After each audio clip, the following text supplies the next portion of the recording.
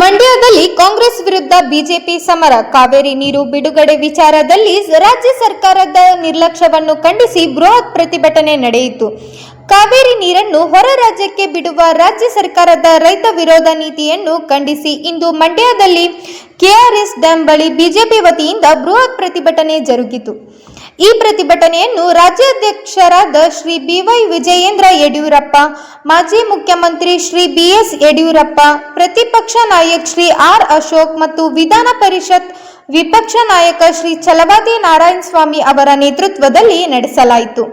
ಈ ಸಂದರ್ಭದಲ್ಲಿ ಮಾಜಿ ಸಚಿವರಾದ ಸಿಟಿ ರವಿ, ಕೆಸಿ ನಾರಾಯಣಗೌಡ, ಶಾಸಕರಾದ ಟಿಎಸ್ ಶ್ರೀವತ್ಸ್, ರಘು ಕೌಟಿಲ್ಯ, ಮಾಜಿ ಸಂಸದೆ ಸುಮಲತಾ ಅಂಬರೀಶ್, ರಾಜ್ಯ ಮುಖ್ಯ ವಕ್ತಾರ ಅಶ್ವಥ್ ನಾರಾಯಣ್ ಸೇರಿದಂತೆ ಮಂಡ್ಯ ಜಿಲ್ಲಾಧ್ಯಕ್ಷ ಇಂದ್ರೇಶ್ ಕುಮಾರ್, ಜಿಲ್ಲಾ ಪದಾಧಿಕಾರಿಗಳಾದ ರೈತರು ಮತ್ತು ಕಾರ್ಯಕರ್ತರು ದೊಡ್ಡ ಸಂಖ್ಯೆಯಲ್ಲಿ ಭಾಗವಹಿಸಿದ್ದರು. ರೈತ ವಿರೋಧ ಕಾಂಗ್ರೆಸ್ ಸರ್ಕಾರಕ್ಕೆ ಧಿಕ್ಕಾರ ಎಂದು ಪ್ರತಿಭಟನಾಕಾರರು ಘೋಷಣೆ ಕೂಗಿದರು. ಕರ್ನಾಟಕದ ರೈತ ಹಿತ ಕಾಪಾಡುವಂತೆ ಸರ್ಕಾರಕ್ಕೆ ಬಿಜೆಪಿ ಎಚ್ಚರಿಕೆ ನೀಡಿದೆ. ವರದಿ ಕಾಂತರಾಜು, ಕೆ, ಪ್ರಜಾಪವರ್ ಟಿವಿ, ಮೈಸೂರು.